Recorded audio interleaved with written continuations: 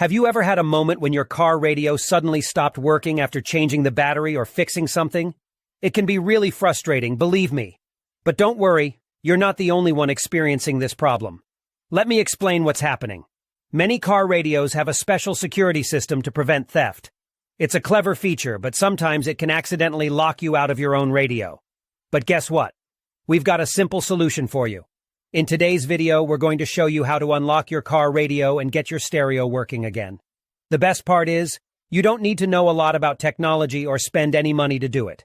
That's right. This method is completely free and anyone can do it.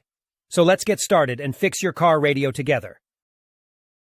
So the next step is to access the following website, where you can retrieve the unlock code for your car radio. You can retrieve your radio code for free through a simple procedure, but in order to get it, you need to find the VIN number of your car.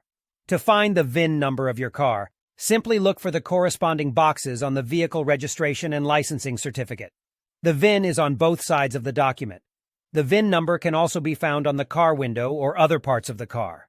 Once you find the VIN number of your car, you only need to complete a simple form with the car model, VIN number, and a valid email address.